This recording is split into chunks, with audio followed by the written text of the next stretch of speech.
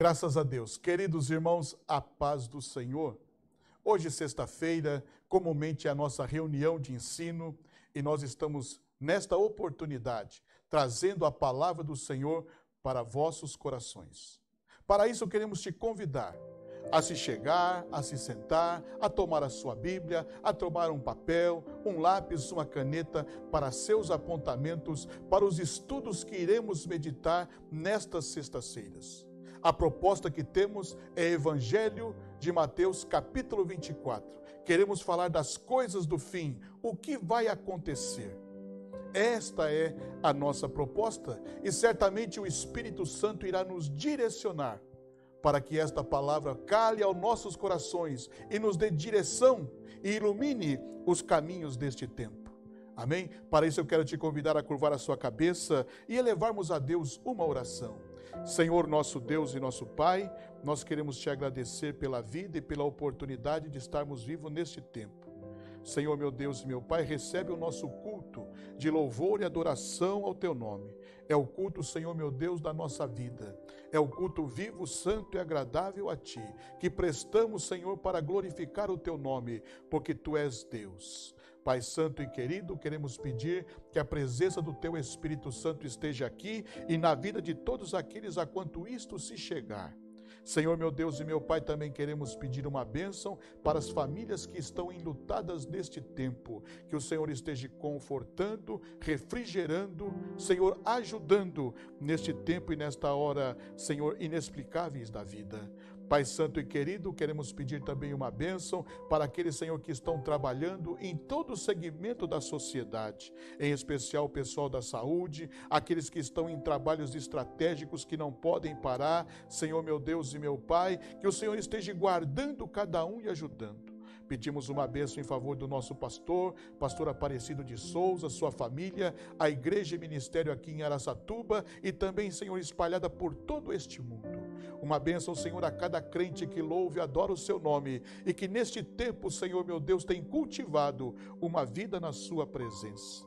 Fala conosco através de Tua palavra, é o que nós te pedimos e te agradecemos, em nome de Jesus.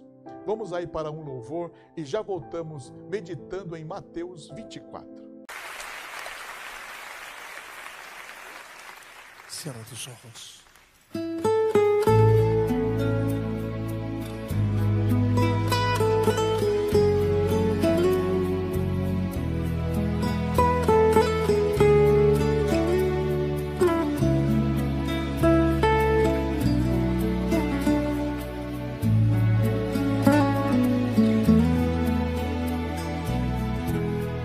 No es como yo, aunque se haya hecho hombre y le llame por su nombre.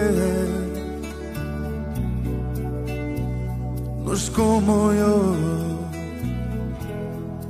no es como yo, aunque en todo fue tentado. Él es limpio y sin pecado. No es como yo,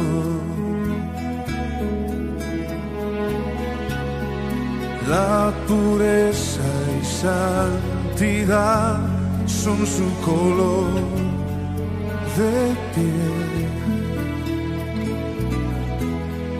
No es como yo, Él es santo y es perfecto, es sublime y es eterno. No hay comparación.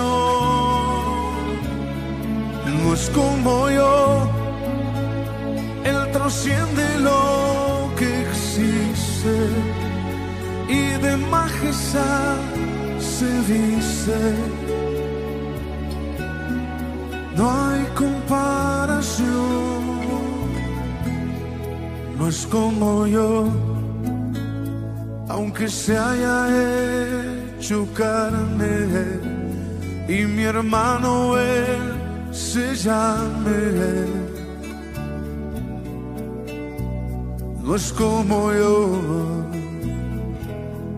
no es como yo, En el cielo está su trono, su poder lo llena todo. No es como yo.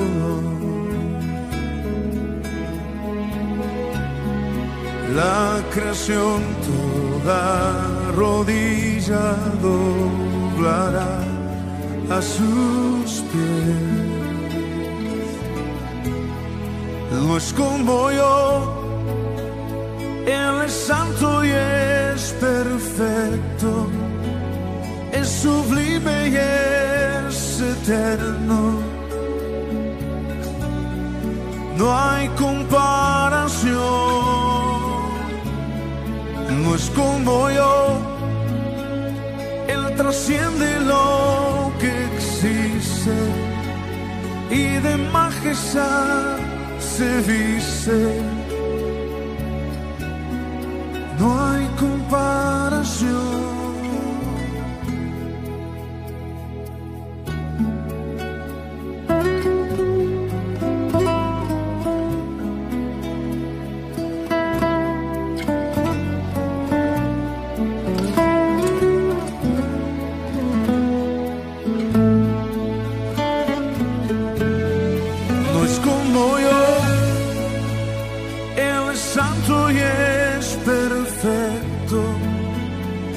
Sublime y es eterno. No hay comparación. No es como yo. Él trasciende lo que existe y de majestad se viste. No hay comparación.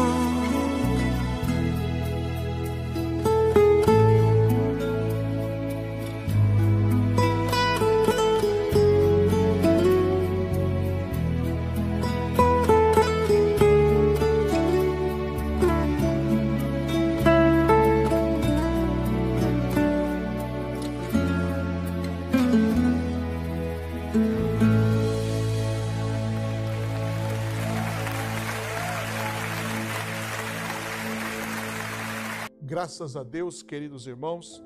Então vamos lá, abra sua Bíblia por gentileza.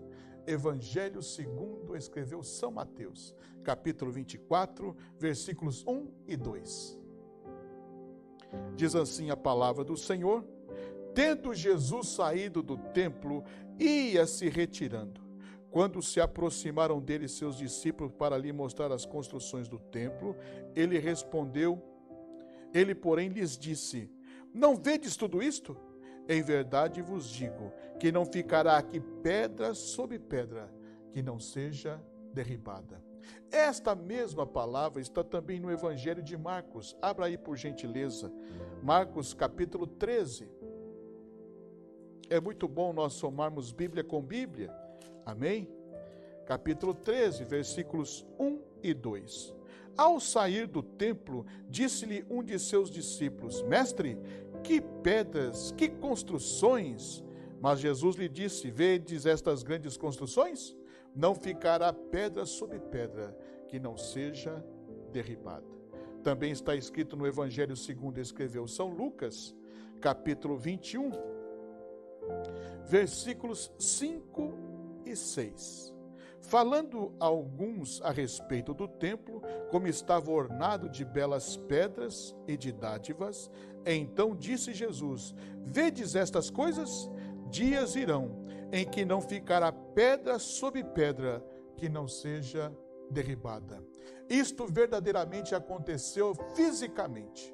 No ano 70 depois de Jesus, o general Tito, junto com o seu exército, invadiu Jerusalém e destruiu o templo, ficando somente aquilo que até hoje está lá, que é o muro, que se chama o Muro das Lamentações. Então esta palavra de Jesus, verdadeiramente, poucos dias depois dele, aconteceu literalmente.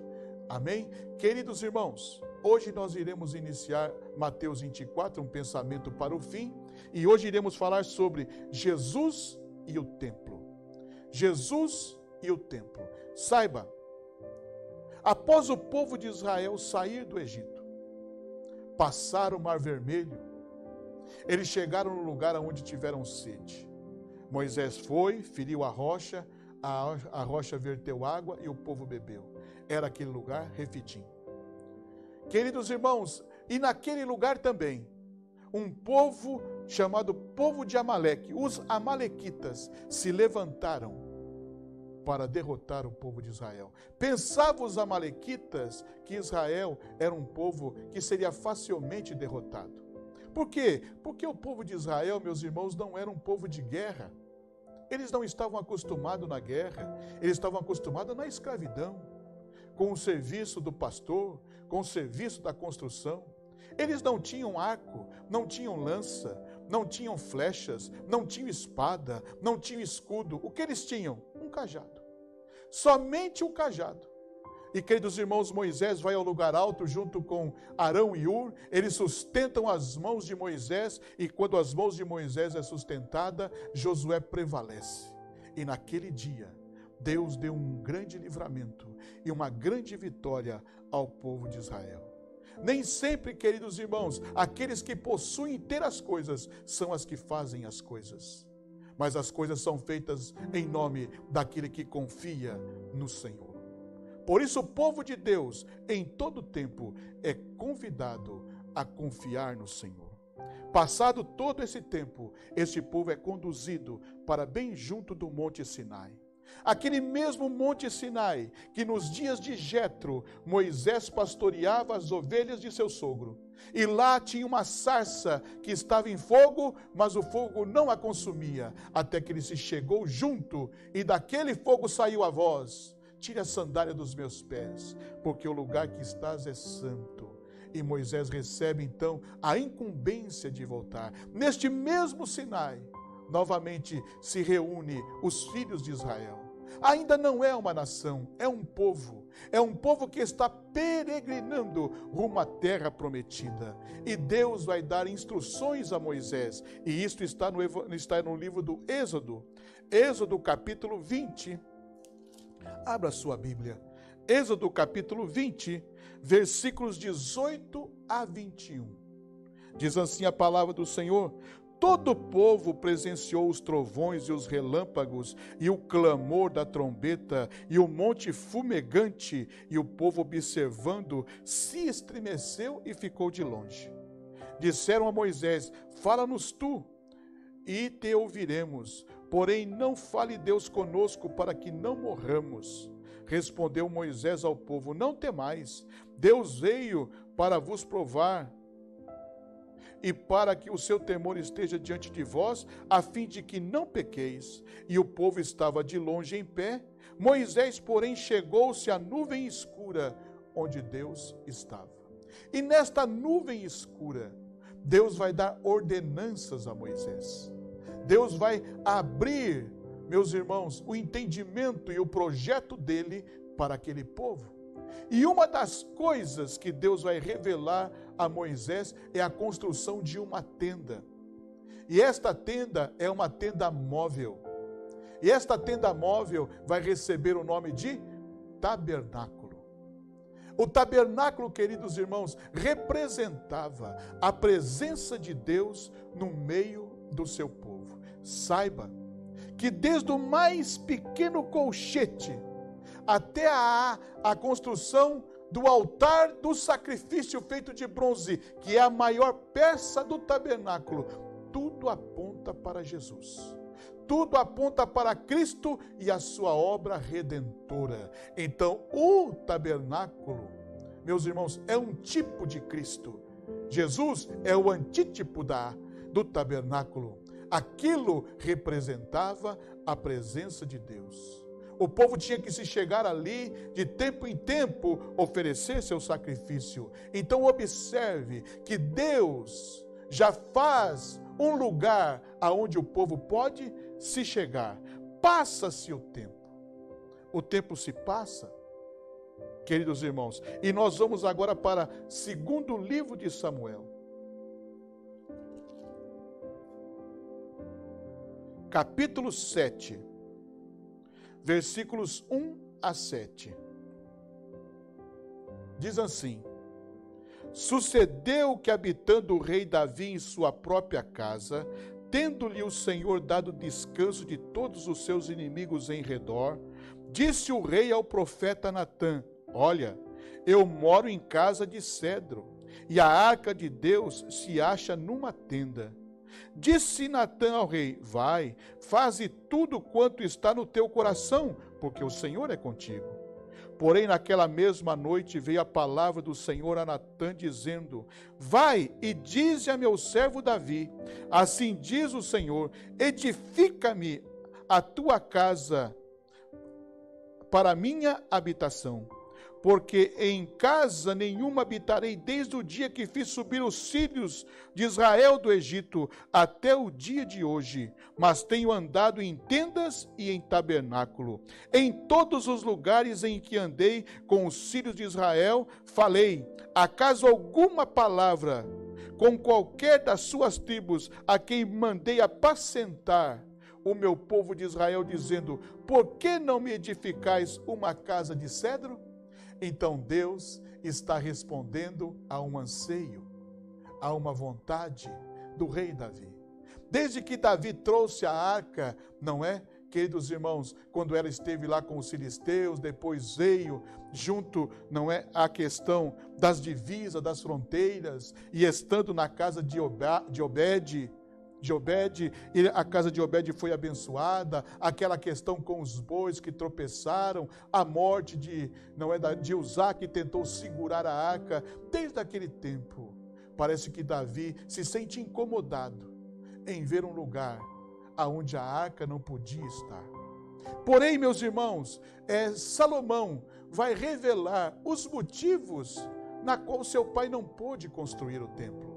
Porém, o seu pai vai dar o primeiro passo, vai dar a primeira atitude, as plantas, o terreno, tudo foi comprado. E depois, lá cerca da morte de Davi, tudo que ele vai dar para a construção do templo. E isto está, meus irmãos, registrado no livro do 1 Reis, capítulo 6, capítulo 5, versículos 1 a 5. Primeiro livro dos Reis, capítulo 5, versículos 1 a 5. Diz assim: enviou também Irão, rei de Tiro, os seus servos a Salomão, porque ouvira que ungiram a Salomão rei em lugar de seu pai, pois Irão sempre foi amigo de Davi. Então Salomão enviou mensageiros a Irão dizendo: bem sabes que Davi, meu pai, não pôde edificar a casa ao nome do Senhor, seu Deus, por causa das guerras com que se envolveram os seus inimigos, até que o Senhor lhe pôs debaixo dos pés. Porém, a mim o Senhor, meu Deus, me tem dado descanso. De todos os lados, não há nem inimigo, nem adversário algum. Pelo que intento edificar uma casa ao nome do Senhor, meu Deus, como falou o Senhor a Davi, meu pai, dizendo: teu filho, que porém em teu lugar, no teu trono, este edificará uma casa no meu nome. Amém? Então você observou que devido às guerras, devido à quantidade de derramamento de sangue e das lutas, Deus não permitiu que Davi construísse o templo. Mas isto trouxe a incumbência para que Salomão assim o fizesse. E Salomão fez. Fez um templo, meus irmãos, que era para a engenharia e a arquitetura do seu tempo algo de muita modernidade. Um templo de esplendor. Queridos irmãos, existem algumas coisas que nós devemos de observar na construção do templo. Quer observar? 1 Reis, capítulo 6, versículos 6 e 7. Observe. O andar de baixo tinha 5 côvados de largura, e o do meio 6, e o terceiro 7, porque pela parte de fora da casa em redor fizeram retrâncias, para que as vigas não fossem introduzidas nas paredes. Edificava-se a casa com pedra já preparada na pedreira, de maneira que nem martelo, nem machado, nem instrumento algum de ferro se ouviu na casa quando a edificavam. Observe o cuidado, irmãos.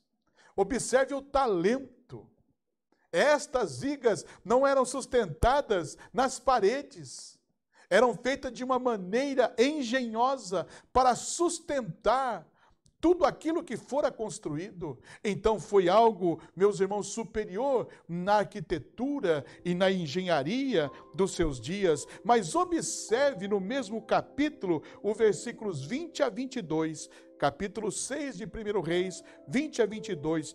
Era o santo do santo, de 20 côvados de comprimento, 20 de largura, 20 de altura, cobriu de ouro puro, cobriu também de ouro o altar de cedro. Por dentro Salomão revestiu a casa de ouro puro e fez passar cadeias de ouro por dentro do santo dos santos, que também cobria de ouro. Assim cobriu de ouro toda a casa inteiramente, e também todo o altar que estava diante do santo do santo. Observe, irmãos, que nos dias de Salomão a prata não tinha valor.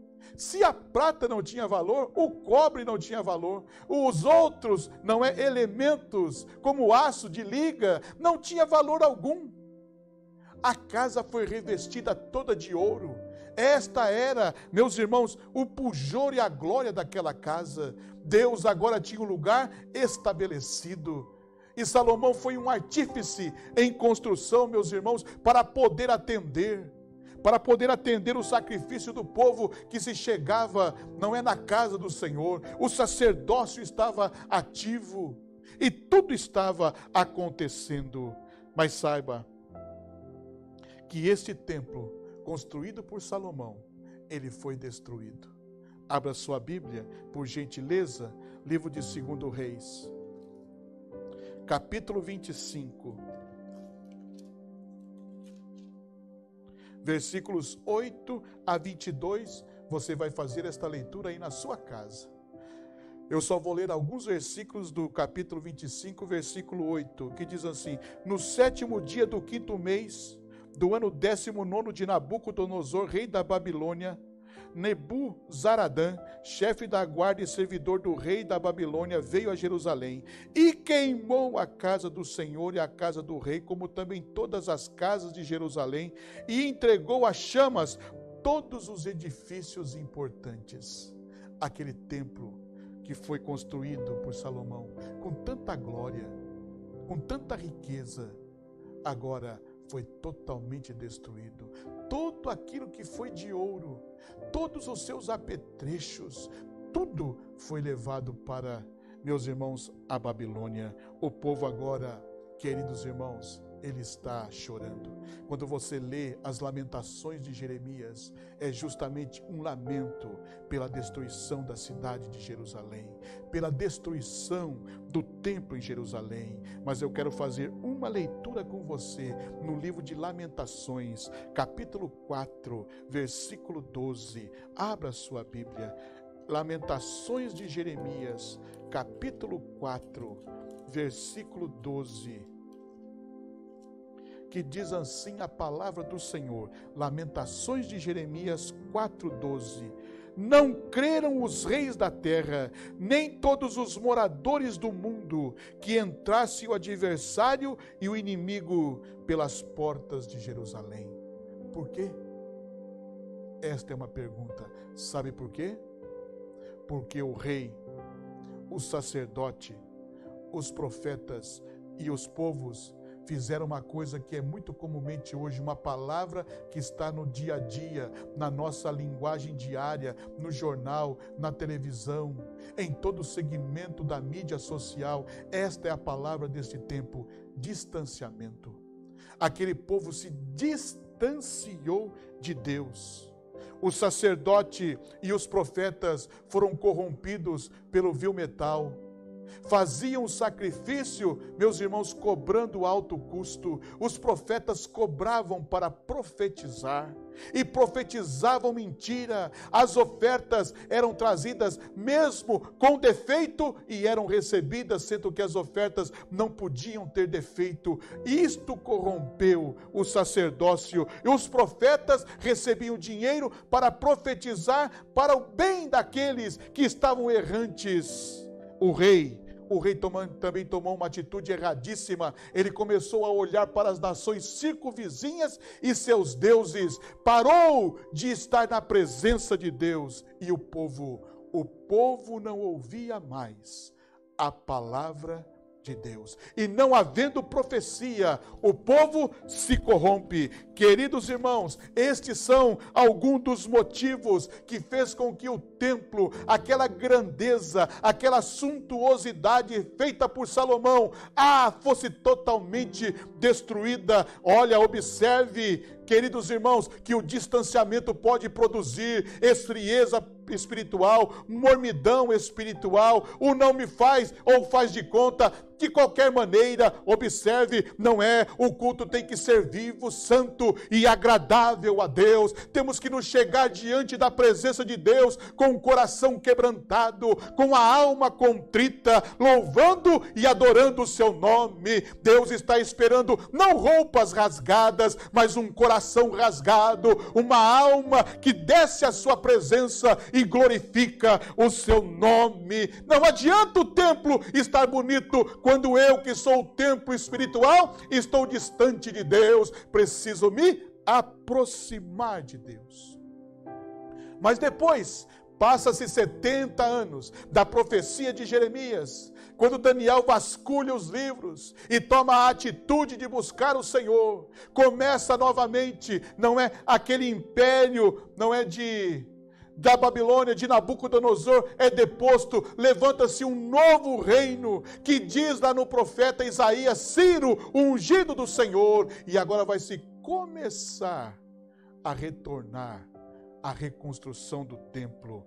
E quem está nestes dias? O governador é Zorobabel, o sumo sacerdote é Josué. Isto está no livro de Ageu e de Zacarias. Leia estas escrituras para compreender a parte da história. Zorobabel, o governador, Josué, o sumo sacerdote, Ageu, o profeta mais velho, antigo, e Zacarias, o profeta novo, vão reconstruir, junto com os demais, o templo ao Senhor. Isto está lá no livro de Esdras. Abra sua Bíblia.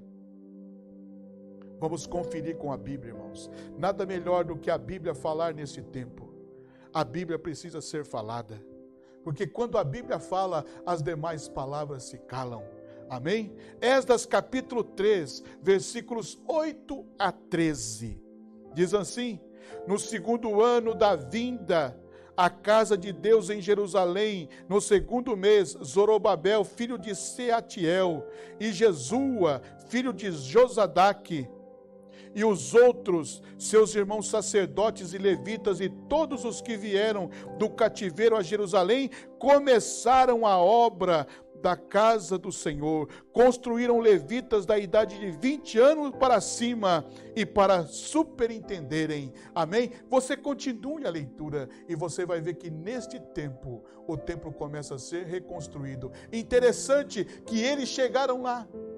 Quando fizeram a limpeza dos escombros, as bases do templo de Salomão estavam lá, e eles começam a reconstruir naquilo que já estava posto o fundamento ainda continua sendo Cristo. Os marcos antigos não podem ser removidos. Ele é a pedra angular, a pedra de esquina, que os edificadores rejeitaram, mas para Deus ela é eleita e preciosa. Glória ao seu nome.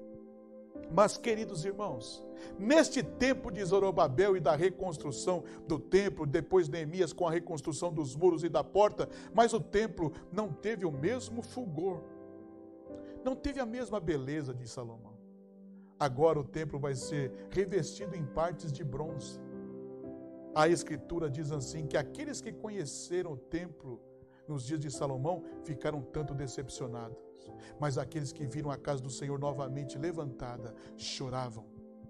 Porque o que representa o templo? O que significa de importância o templo para os judeus? Primeiro, a vida espiritual e religiosa. Era o lugar aonde eles, meus irmãos, iam uma vez por ano com suas caravanas, trazendo suas ofertas para adorar a Deus. Era também a questão da vida social, este encontro das tribos, que agora se sociabilizavam, conversavam, trocavam, meus irmãos, as suas ideias, conversavam na sua língua, cantavam suas músicas, adorando o Senhor. A vida social era fervilhante. Outra coisa, a ação da justiça. No templo se julgava as grandes causas do povo. Lá estava o sumo sacerdote para inquirir a justiça do Senhor. E como é importante a justiça traz equidade, a justiça traz equiparação. E como é importante a importância do templo para a vida do povo de Israel. Mas passa esse tempo. E nós vamos chegar nesta parte, meus irmãos, que você precisa agora acompanhar com os livros de história. Passa-se o tempo dos Macabeus, de Antíoco Epifânio, que sacrificou um porco no altar. Sim, ele fez esta maldade, ele profanou o templo. Passa-se todo esse tempo no ano 19 a.C. Quem domina o mundo é o Império Romano. O Império Romano está se alastrando para se tornar o império que foi, dominando o mundo de seus dias. E eles tinham a sua forma de governar cada região. E na questão da Palestina, ficou sob os cuidados de Herodes. A dinastia Herodes. E interessante, queridos irmãos, que Herodes, o pai, ele não era judeu, ele era idumeu. E o povo não tinha nenhum gosto pelos idumeus. Se você ler Obadias, você vai ver animosidade com os idumeus. E, queridos irmãos, Herodes, para cair na graça do povo judeu, ele começa a reformar o templo e a ampliar o templo. Esta reforma foi do ano 19 a.C. até 64 depois de Cristo, quando se concluiu todas as ampliações e reformas, e no ano 70 o templo foi novamente destruído. Hoje lá está uma mesquita, meus irmãos, mas que lá no outro, então, vai ser o lugar onde Jesus vai governar no milênio.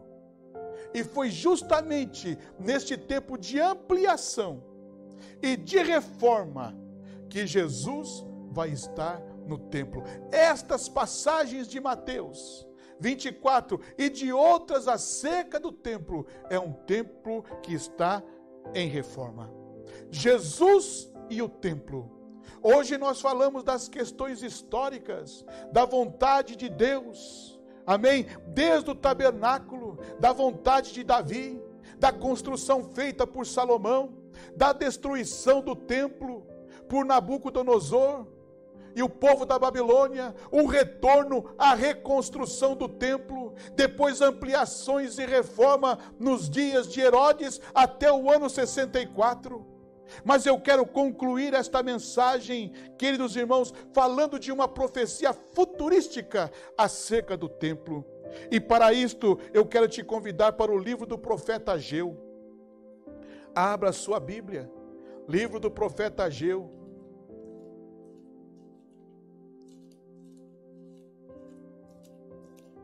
Capítulo 2. Versículo de número 9, diz assim: a glória desta última casa será maior do que a primeira, diz o Senhor dos exércitos, e neste lugar darei a paz, diz o Senhor dos exércitos. Esta é uma profecia que ainda não se cumpriu. Ela se cumprirá no milênio. Se você abrir a sua Bíblia em Apocalipse capítulo 20, versículo de número 6.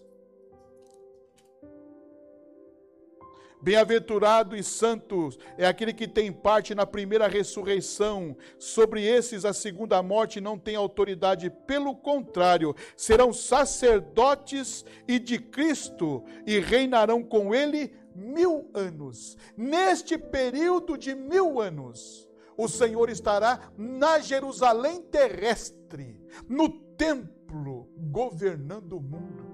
Satanás será amarrado, e haverá paz. E interessante que eu quero te dizer um outro versículo para concluir. Jesus e o templo, uma primeira parte. Na próxima, vamos ver o Novo Testamento e a visão de Jesus para com o templo. Agora fique com Zacarias para concluir esta mensagem de hoje.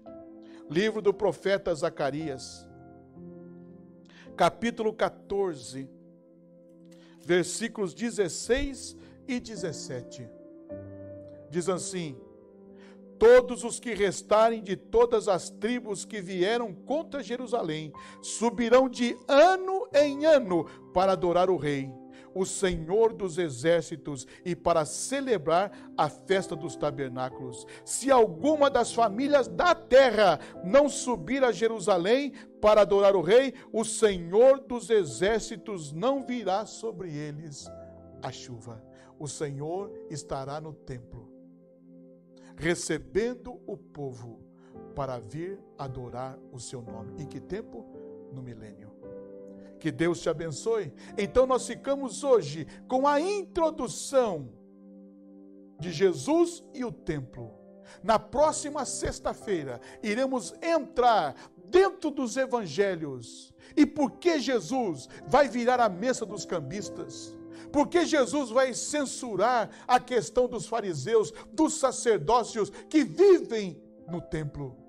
Quero te convidar para esta caminhada dentro de Mateus 24, para estudarmos e meditarmos na palavra do Senhor. Deus te abençoe, te dê uma boa noite, um lindo fim de semana. Vamos orar ao Senhor. Maravilhoso Deus, eterno Pai, temos neste momento pregado a sua palavra acerca do templo, porque é nosso desejo, Senhor, meu Deus, que o Senhor continue conosco, nos dando entendimento, iluminando-nos a mente para pronunciarmos a Tua palavra e falarmos das coisas do fim, para que a Tua igreja, Senhor, meu Deus e meu Pai, esteja ciente do que acontecerá e como deve de ser a conduta de cada um de nós diante das circunstâncias que virão.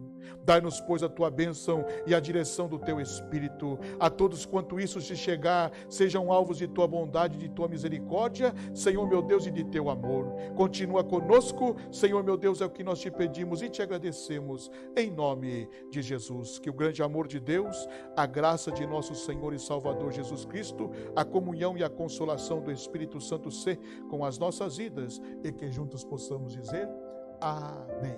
Deus te abençoe. Até a próxima sexta-feira.